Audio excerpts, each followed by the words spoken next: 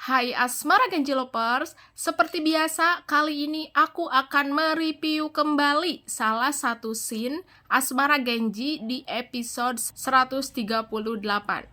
Scene di mana Aquila pergi ke dokter untuk memeriksakan kesehatan mentalnya. Kalian semua pasti tidak asing dengan yang namanya gangguan mental. Gangguan mental adalah kondisi kesehatan yang mempengaruhi pikiran, emosi, dan perilaku seseorang, yang dapat menyebabkan perubahan dalam cara seseorang berpikir, merasa, dan bertindak. Kondisi ini bisa berdampak signifikan pada kehidupan sehari-hari dan fungsi sosial seseorang. Gangguan mental ini banyak sekali macamnya. Nah, yang ingin dibahas di sini, gangguan mental BPD. BPD ini ceritanya terjadi sama tokoh Aquila ya di sinetron Asmara Genji. Aquila oleh dokter didiagnosa BPD. Apa itu BPD? Borderline Personality Disorder. Adalah gangguan yang mempengaruhi pola pikir, perasaan, dan perilaku seseorang dengan gejala meliputi ketakutan akan penolakan atau pengabaian, fluktuasi emosi yang intens, serta kesulitan dalam menjaga hubungan interpersonal yang stabil. Orang dalam gangguan ini akan merasa cemas atau tertekan dalam hubungan karena ketergantungan emosional yang sangat tinggi. Disclaimer dulu ya teman-teman, kalian jangan pernah mendiagnosa diri sendiri karena yang bisa mendiagnosa adalah dokter, psikiater, atau psikolog. Kalau misalkan kalian punya gejala, segera konsultasikan kepada orang yang ahli, orang profesional di bidangnya. Dan jangan pernah mendiagnosa diri sendiri karena jenis gangguan mental ini banyak sekali jenisnya. Nah, oke, di scene sinetron tersebut, aku akan membacakan kembali percakapannya antara dokter dan Aquila. Kata dokternya, "Selamat datang kembali Aquila, gimana kabarnya sekarang?" Aquila, "Emosi saya masih suka naik turun, tapi belakangan ini saya bisa kontrol emosi saya, walaupun kadang-kadang rasanya kayak ingin meledak dari dalam. Kadang capek, juga lelah. Tapi belakangan ini better sih dok. Tapi saya masih ada rasa takut emosi saya kambuh. Karena emosi saya bikin orang lain bete." Kata dokternya, "Saya senang kamu untuk memutuskan kembali ke sini. Sekarang, apa yang membuat kamu datang kembali?" Kata Aquila, "Belakangan ini hubungan saya berantakan sama orang lain. Saya terlalu reaktif." Dokter, "Kamu masih ingat diagnosa kita yang terakhir?" Aquila, "Borderline Personality Disorder atau BPD. Emosi yang gak stabil dan rasa takut akan ditinggal akhirnya malu-maluin. Terus posesif lebay." Terus kata dokternya, "Iya, BPD, seperti sistem alarm emosi dalam otak kamu itu terlalu sensitif. Terkadang hal-hal kecil bisa menjadi terasa ancaman yang sangat besar buat kamu. Makanya terkadang kamu merasa sangat marah, sangat sedih, padahal orang yang melihat itu biasa saja." Kata Aquila, "Itu yang saya rasain sekarang dok.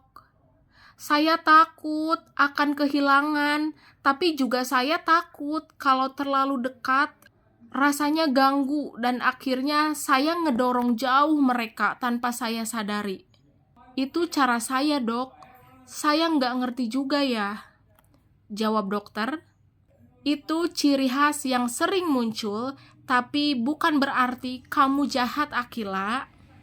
Itu karena otak kamu bereaksi terlalu cepat merasakan rasa sakit. Tapi ini bukan akhir cerita Aquila. Dengan sering berlatih, saya yakin kamu bisa punya kontrol yang lebih baik." Terus Akila membayangkan saat itu unknown atau orang misterius yang ngechat Akila juga pernah ngechat seperti ini. Belajar mendengarkan itu bagian sulit. Karena dalam perdebatan saja rasanya kita selalu ingin mengutarakan opini kita. Tapi mendengarkan juga memberi ruang bagi kita untuk memikirkan dengan matang apa yang akan kita lakukan. Tapi pelan-pelan saja. Itu semua proses. Enggak perlu berubah jadi pendiam untuk hal ini.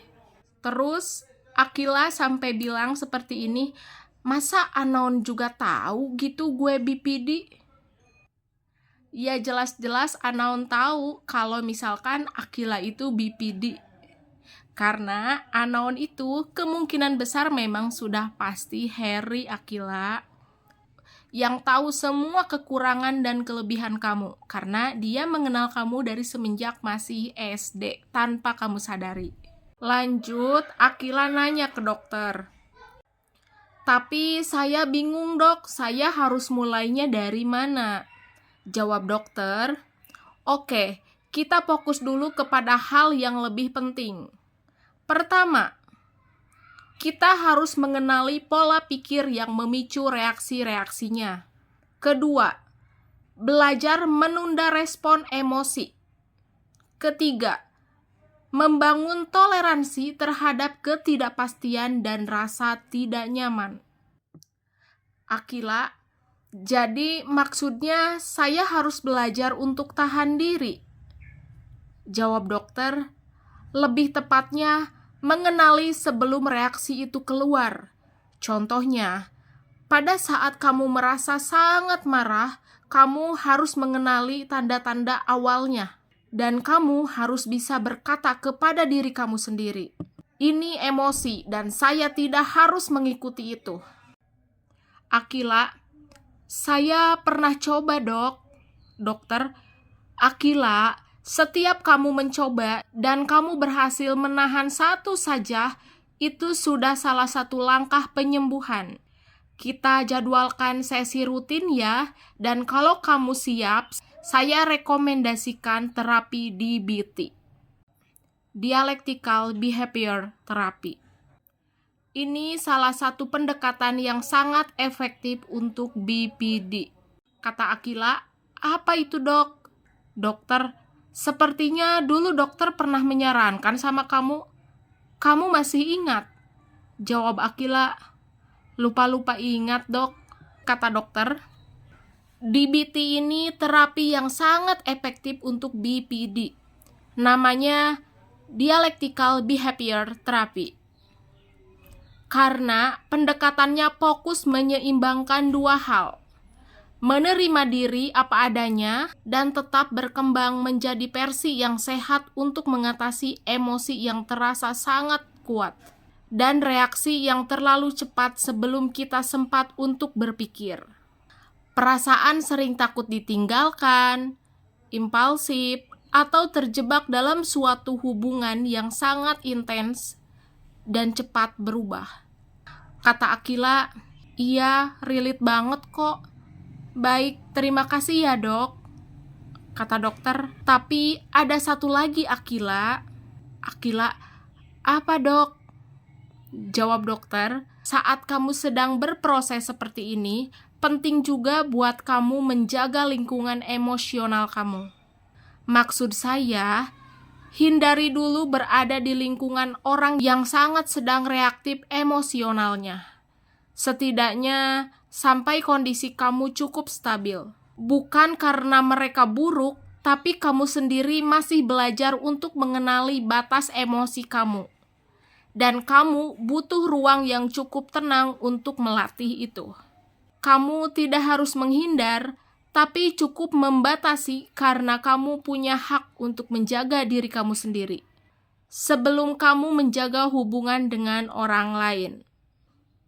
Kamu bukan penyakitnya. Kamu adalah Akila, gadis muda yang mempunyai kekuatan untuk mengenali luka-lukanya dan punya keberanian untuk sembuh. Ya, seperti itu guys. Jadi, karakter Akila ini memang banyak sekali kelebihannya ya. Tapi di balik kelebihan itu, Akila ceritanya punya kekurangan, yaitu gangguan mentalnya lebih ke BPD, yang dimana Akila itu suka meledak-ledak ya kalau marah. Tapi saat ini Akila sedang di fase memperbaiki diri ya, dengan cara konsultasikan ke dokter, terus nanti akan diberi terapi sama dokternya ya. Nah itu teman-teman, jadi penyakit gangguan mental ini banyak sekali macamnya ya. Dan mungkin gejala-gejalanya itu sering kita temui ya, bahkan banyak orang yang mempunyai gejala gangguan mental.